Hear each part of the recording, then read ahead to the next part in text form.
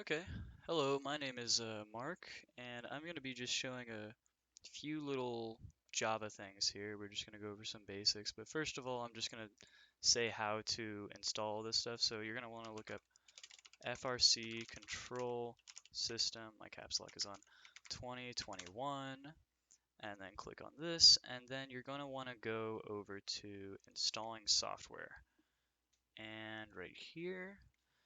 And then basically just follow these steps. It's going to require you to, don't worry about this lab view stuff, but you are going to want to go onto their GitHub here. So maybe like Control Shift click this, and then you just scroll all the way down and then get the one that corresponds to your operating system. So for me, it would be Windows 64 since I'm on a Windows machine.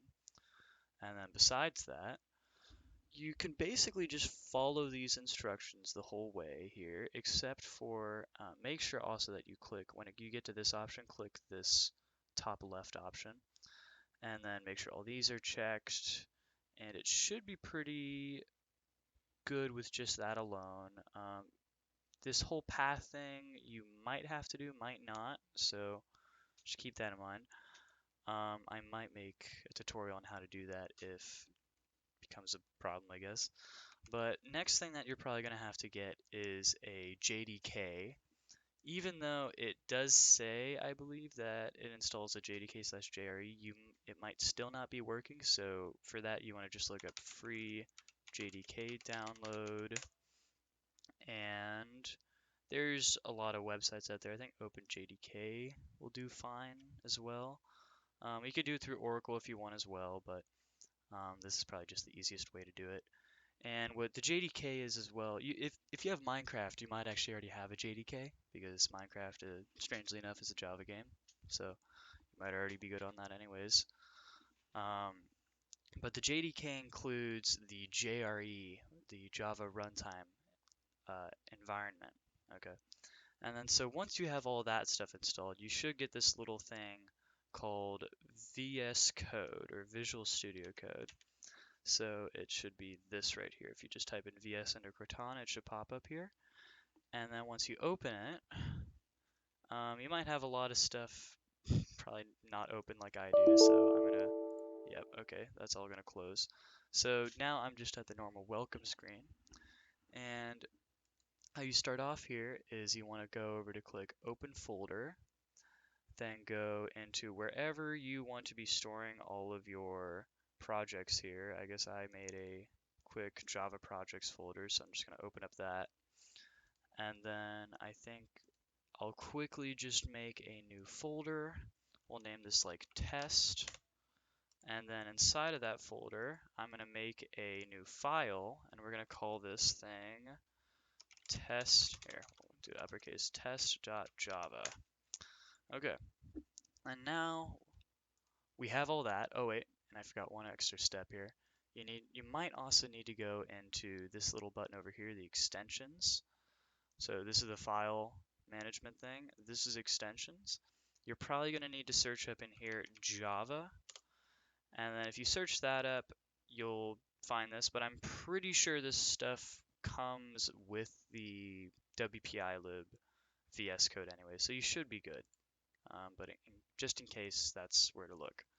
So first of all, we start off by just typing in public class test, and then we need to do some open curly braces. Then we do public static void main, and then type in string args. And this is just something that you're going to type in every Java project, really. I don't expect you to know what these words mean yet. We'll probably go over those later. But for now, this is basically like our simple little project here. And we're going to first start off with by making the console print something. This is something that you do in every language that you learn. So what we're going to try and make it do is print out hello world in the console, which will show up down here. Now the command for doing that is you want to type in system.print, or sorry, system.out.println, and then in there you want to put in quotation marks and then type in hello world. And then also, this is something that you're always going to have to remember to do, put down a little semicolon. Now, one thing I'll say that you might notice here is when I don't have that semicolon, it's almost like spell check. It gets really kind of annoyed by that. And what that is, it's called Intellisense.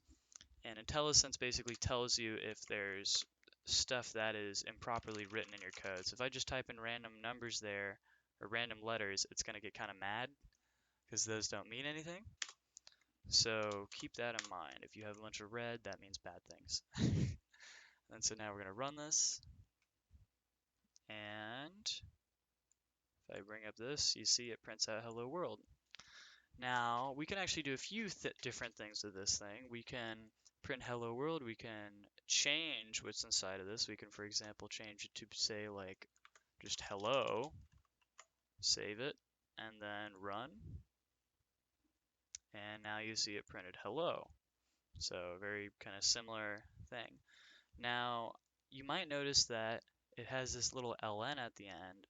What that means is print line. So there is actually a very similar command to this one. It's called just print. So here I'll just paste that down and then put print instead. And we'll compare the behavior here. Now you might see this one, it ran the same in this order, right? So it did hello, and then on the next line it did hello, but however, if we did this one before this one, you'll notice something different. It just did hello, hello. So what this ln does is make it print to the next line over first. So that's something to keep in mind. Most of the time you're probably just going to use this one. There's not a whole lot of situations where you'd use just print, but mostly try to memorize this one here.